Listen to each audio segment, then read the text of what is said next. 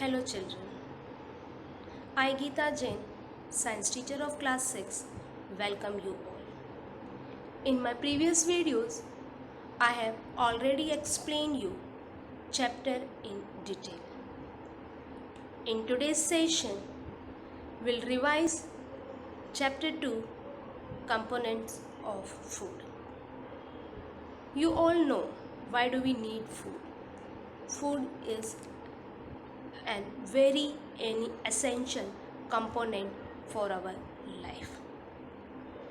In chapter 1, we made list of the food items that we eat. We had seen in the previous chapter that what all the food items we eat, how are they made, what all the things are required to prepare any dish.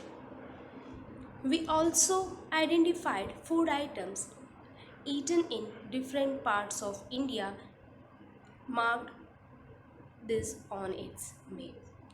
We had seen that in the different parts of the India, the people eat different kinds of food according to their taste, according to the availability of the food. The food which is eaten in the Gujarat will not be the same for the Tamil Nadu people. So it varies from place to place and from person to person. A meal could consist of chapati, dal, and brinjal curry. Yes, one could eat chapati, dal, brinjal curry, while the another may be rice, sambar, and a vegetable preparation of ladyfinger. So yet another meal could be appam, fish curry, and vegetables. So from this, we come to know that each one of us have different meals at different times. Whatever you like is not necessary the same kind of food is being liked by your friends. This one another activity given over here. Our meals usually have at least one item made of some kind of grain. Yes, you would have seen when you are having your lunch or dinner, you would have seen that one of the item is made up from either from rice or wheat or maize or bajra. Other eat items could be dal or a dish of meat and vegetable. It may also include items like curd, buttermilk, and pickles.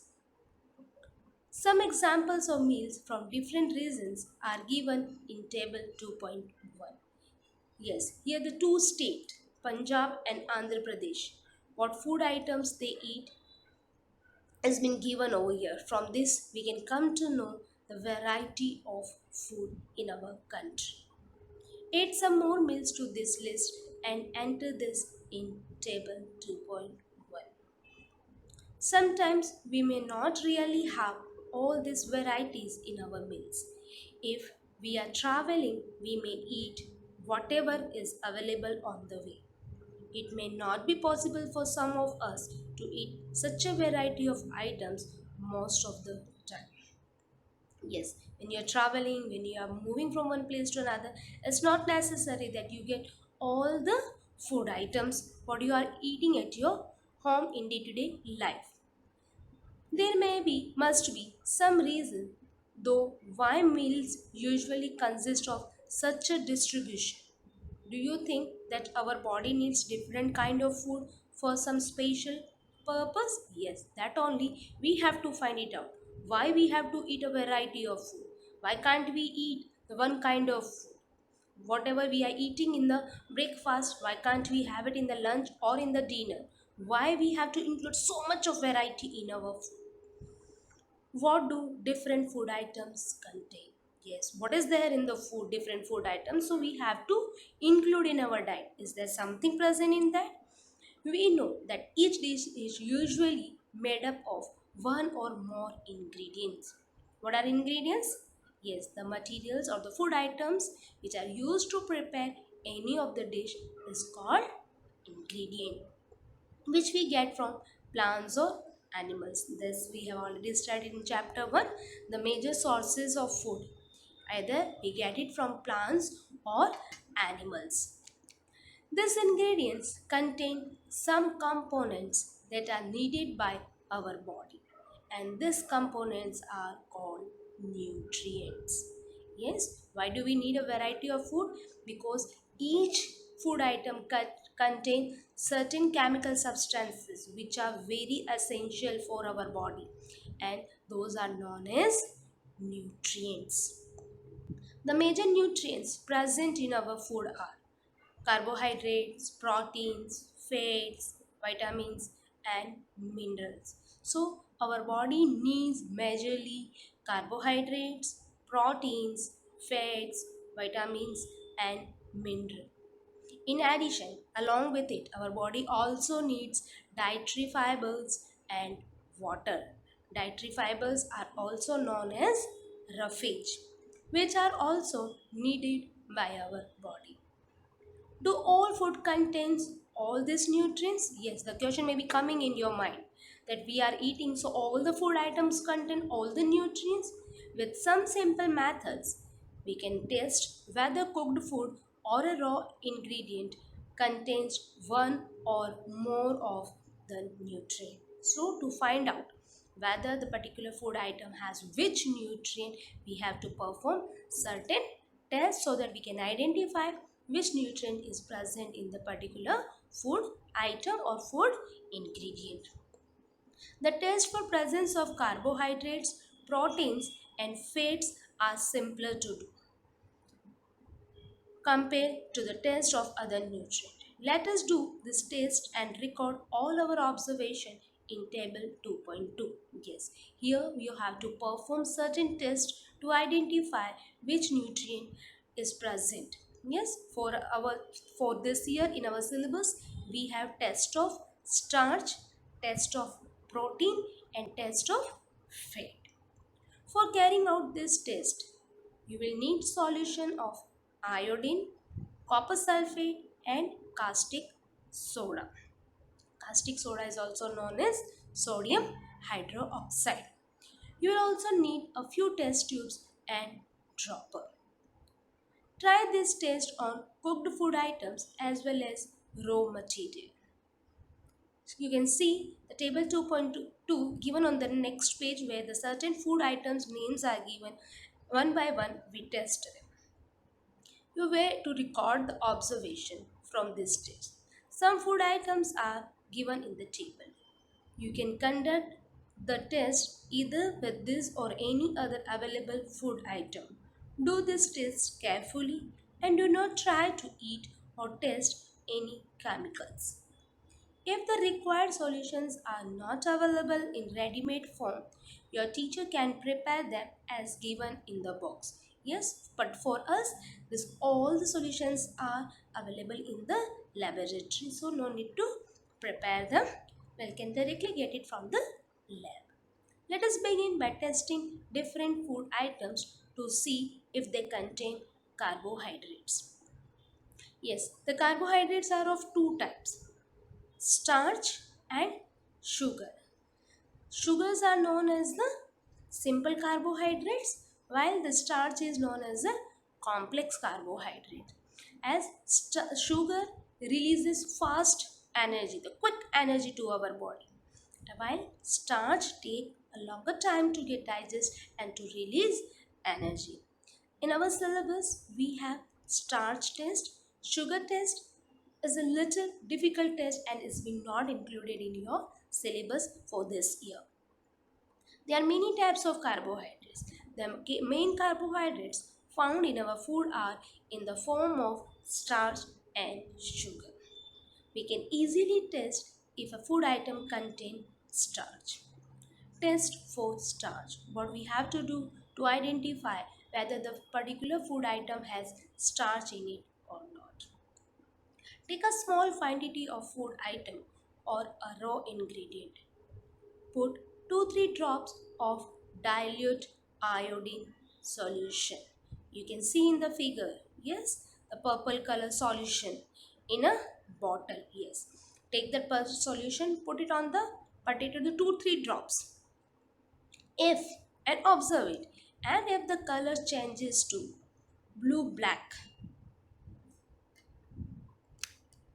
a blue black color indicates that it contains starch. So any of the food item, if you are putting 2-3 drops of iodine solution over it, and as the color of the food item changes to blue black color, then it confirms the starch test. So if the question comes, which chemical is being used to test starch, the answer is iodine solution, and the color changes to blue black, which confirms the test of starch. Test for protein. How can we identify whether the particular food item has protein in it or not? Take a small quantity of a food item for testing. If the food you want to test is a solid, you can first need to make a paste of it or powder it. What do you have to do? Any of the food item, you take it. If it is in the solid form, crush it. Yes, and make the powder of it and add few drops of water so that it will be converted into a paste. Now, what do you have to do? Take that paste and put it into the test tube. You can see in the figure given over here. Yes, yes, and put some of the clean water test tube and add 10 drops of water to it and shake the test tube so that it will become a uniform solution. That means what all the things which you have put into that get mixed up uniformly. Now using a dropper, add 2 drops of copper sulfate and 10 drops of the solution of caustic soda to the test tube. As I've already earlier said, caustic soda is also known as sodium hydroxide. Shake well and let the test tube stand for few minutes. What do you see? If the content of the test tube turn violet, that means if the color of the food item converts to violet color, a violet color indicates presence of protein in the food item. Clear? So how you have to test it?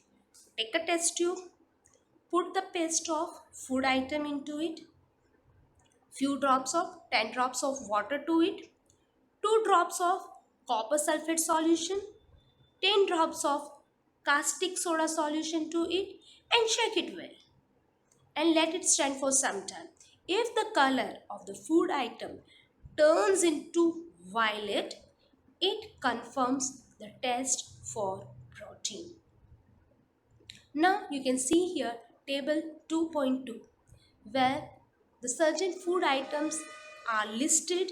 You have to do the test for starch, protein and fat to identify which nutrient is present in the particular food item. So once when you come to the school, we'll perform all this test. Test for fats. Take a small quantity of a food item, wrap it in a piece of paper and crush it. This even you can do at your home. For this, no chemical solution is required. You have to simply take a tissue paper, put any of the food grain into it, crush it.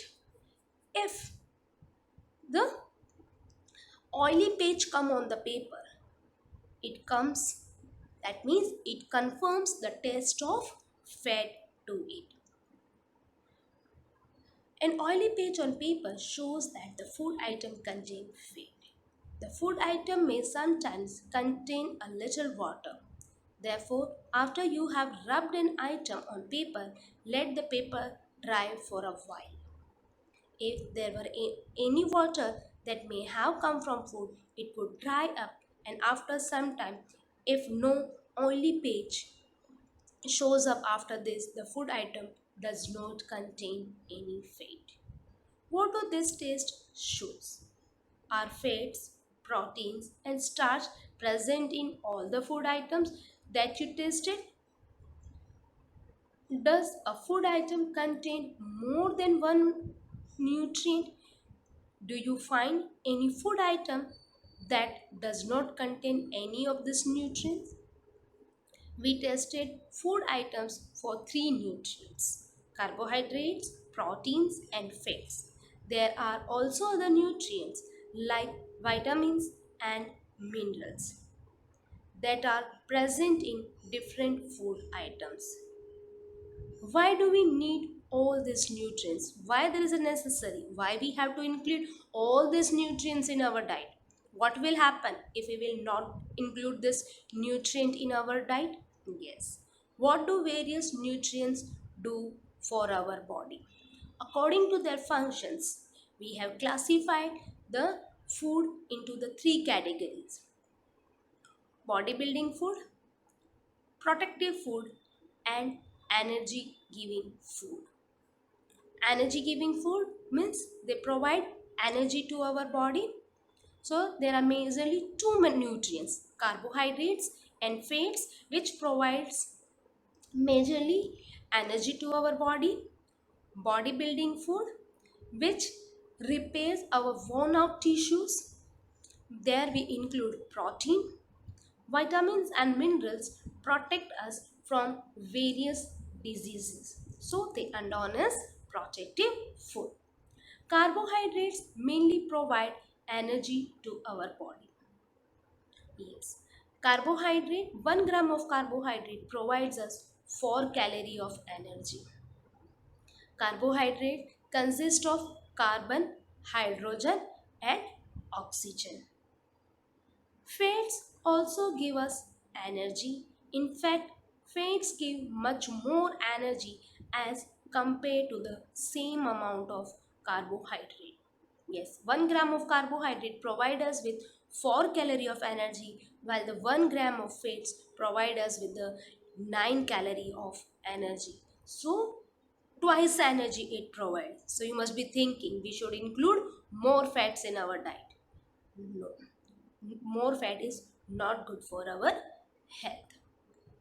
Foods containing fats and carbohydrates are also called energy giving foods, as they majorly provide energy to our body. Here you can see the figure 2.3, where are some sources of carbohydrates are shown: sweet potato, sugar cane, papaya, melon, mango, maize, bajra, rice. So these are the certain food items which we include in our diet, and we get carbohydrate for our body. Proteins are needed for the growth and repair of our body. Proteins are often called bodybuilding foods, as they help our body to build. Here you can see the figure where the how do we get protein. There are the two types of sources, either the plant sources or animal sources from which we get proteins. These are, what are these you can see over here? Yes, some sources are gram, moong, tuver dal, beans, soya beans, etc. Meat, fish, these are the sources from which we get what? Yes, we get proteins out of it. Fats, the sources of fats you can see in the figure 2.4. Yes, groundnut, nuts, tail, fish, eggs. These are the few sources from which we get fats for our body. Vitamins help in protecting our body against diseases. Vitamins also help in keeping our eyes, bones, teeth, gums healthy. Yes, that means we have to include vitamins in our diet. Vitamins are of different types: vitamin A, B complex, C, D, E, and K. There is also a group of vitamins called vitamin B complex. Why we are calling it vitamin B complex? As vitamin B is made up of, there are vitamin B1, B2, B3, B6, B8, B9, B12. So it's a group of vitamins. So all together it is known as vitamin B complex. Our body needs all types of vitamins in small quantities. Vitamin A keeps our skin and eyes healthy. Vitamin C helps body to fight against many diseases. Vitamin D helps our body to use calcium for bones and teeth. So here from this we can come to know that all the vitamins performing the different tasks for our body. Foods that are rich in different vitamins are shown over here. You can see the sources of vitamin A. Yes, papaya, carrot, mango. Then sources of vitamin B, wheat, rice, liver. Yes, is an animal organ. Then vitamin C, orange, guava, tomato, green chili, lemon, amla. Sources of vitamin D, liver, egg, fish. So we have seen over here the variety of vitamins. Minerals are again needed in our body in a very less amount, but they are very essential for our body as they protect us from the various diseases and help us in proper growth. Some sources of different minerals are shown in over here. You can see the figure 2.10 where the certain minerals sources are being given. Sources of iodine are ginger, spinach, fish, salt, crabs. Sources of phosphorus, rice, wheat, banana, milk, chili. Sources of iron, spinach, apple, guava, liver. Sources of calcium, milk and eggs. Most food items usually have more than one nutrient. You may have noticed while recording your observation in table 2.2. However, in a given raw material, one particular nutrient may be present in much larger quantity than the other. For example, rice has more carbohydrate than other nutrients. Thus, we say that rice is a carbohydrate rich sources of food. Besides these nutrients, our body also need dietary fibers and water. Dietary fibers are also known as roughage. Roughage is mainly provided by plant products in our foods. Whole grains and pulses, potatoes, fresh fruits, and vegetables are main sources of roughage. Roughage does not provide any nutrient to our body. Still, we are considering it's a very important component of our diet as it adds to its bulk. It increases the bulk and this helps our body to get rid of undigested food. Yes, that's why we will not face the problem of constipation. Yes, so you have to include enough amount of roughage along with your diet. Water helps our body to absorb nutrients from food. Yes, the another component, water again, it is very essential for our body. Yes, it helps to absorb what all the food you have consumed it, you have digested it, then it helps to absorb in our body. It also helps in throwing out some waste from body as urine and sweat. Normally, we get most of the water that our body needs from the liquids we drink, such as water, milk, and tea. In addition, we add water to most cooked foods. Let's see if there is any another source which provide water to our body. Take a tomato or a fruit like lemon. Cut it into small pieces. Do your hands get wet? Yes, you would have tried in kitchen. Yes, when you cut tomato, yes, the juice start coming out of it. Same way, if you cut the lemon, the you see the drops started coming out. Carefully observe. Whenever vegetables and fruits are being cut or peeled, grated, or mashed at your home, do you find any fresh vegetables or fruits that do not contain some amount of water?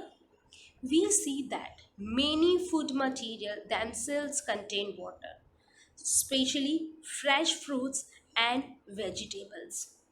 To some extent, our body needs are made by this water. Apart from this, we also add water while cooking many food items. We have to drink at least, our body should get at least 7 to 8 glasses of water in a day. The food we normally eat in a day is our diet. For growth and maintenance of good health, our diet should have all the nutrients that our body needs in right quantity. Not too much and not too less. That means a proper amount. The diet should also contain a good amount of roughage and water, and such a diet is called a balanced diet. Means a diet which contains all the nutrients along with roughage and water is known as a balanced diet. Do you think that people of all ages need the same type of diet? Not at all. Yes, if the baby is just a small baby, the food requirements are different. If the old age people are there, their food requirements are different.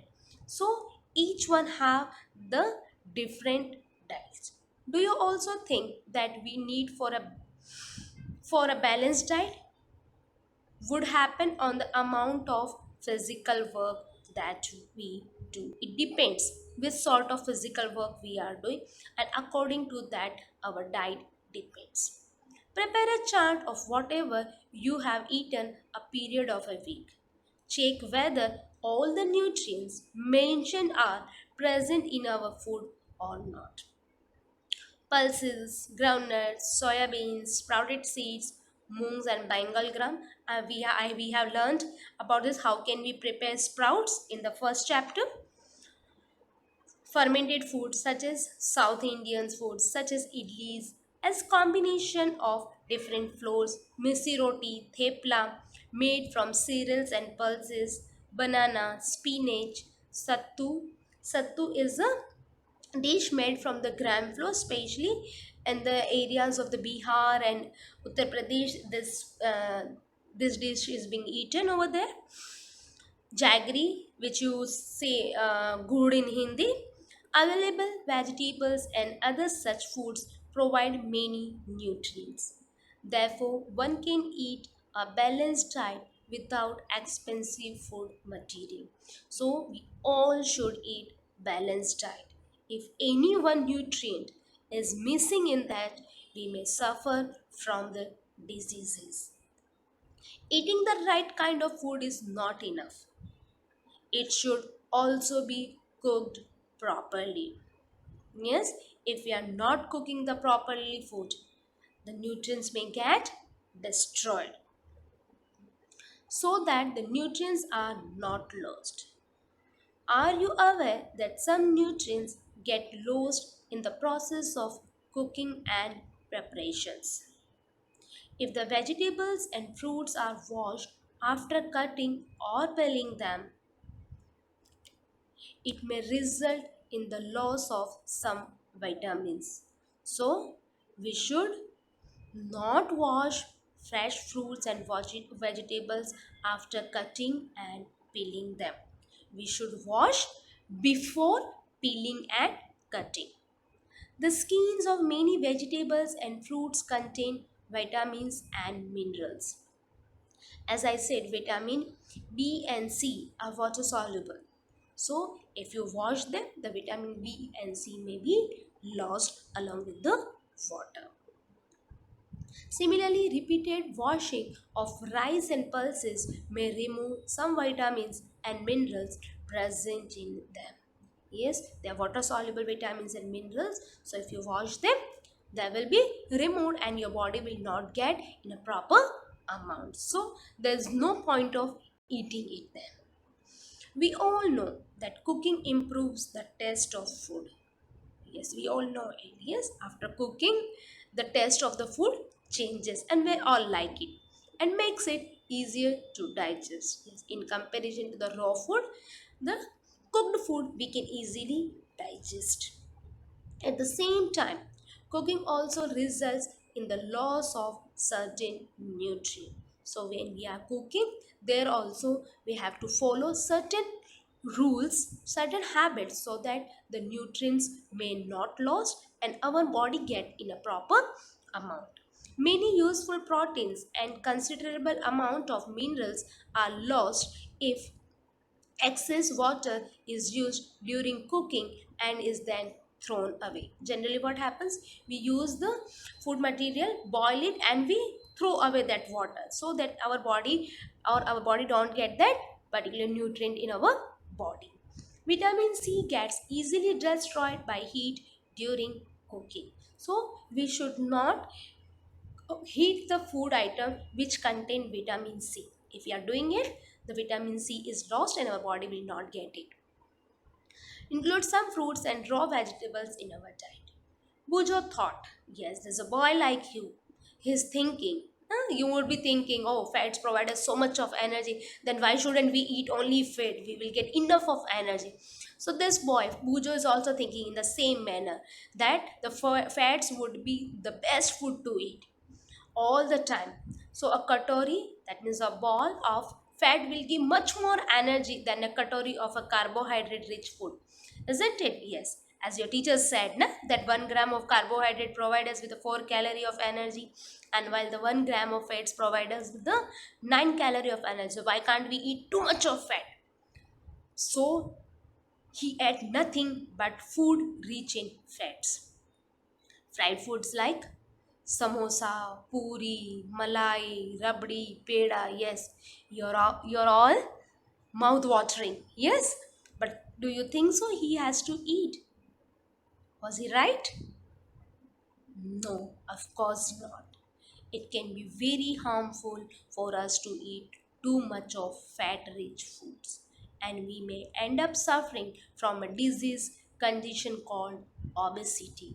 Obesity means a person becomes so fat that he is unable to do his life task, and then later on he may suffer from the various diseases. Deficiency disease. Yes, a person may be getting enough food to eat, but sometimes the food may not contain a particular nutrient. If this continues over a long period of time, the person may suffer from its deficiency. Yes, if continuously, if you are eating only the carbohydrate rich food, you are not including fat, you are not including protein in your diet, what will happen? This fat, this protein will be less in your body and your body will be deficient of it, and because of that certain diseases may occur in your body, and that is only known as deficiency disease. Deficiency of one or more nutrient can cause diseases or disorders in our body. Diseases that occur due to lack of nutrients over a long period are called deficiency disease. If a person does not get enough proteins in his or her diet for a long time, yes, if the person is not getting the protein in his diet for a long period of a time, yes, he is avoiding to take protein in his diet, what will happen? What will happen? Yes, he may suffer from the disease known as kwashiorkor, which I have already explained you in my previous videos. Food for a long time, she is likely to have stunted growth, swelling of face, discoloration of hair, yes, skin disease, diarrhea. That means what? All the things. Your worn out tissues are being not repaired, your body will not build up. So slowly, slowly, the growth will stop, and the tissues are not repaired, so your body is completely not, you will not be recovered if any diseases will occur in your body. If the diet is deficient in both carbohydrates and proteins, then the person may suffer from the disease known as marasmus. Yes, so then what will happen? The person will become very lean and thin and so weak that she may not even be able to move. Of course, if there's no energy in the body, the person cannot walk, cannot move from one place to another. Deficiency of different vitamins and minerals may also result in certain disease or disorders. In the same manner, if the minerals and vitamins are lacking in our body, we may suffer from the several diseases. Some of these are mentioned in table 2.3. All deficiency disease can be prevented by eating or by taking a balanced diet. Yes, it's nothing like that. There's no cure of it. Of course, you can cure it if you are taking a balanced diet. In this chapter, we asked ourselves the reason why widely varying food from the different region has a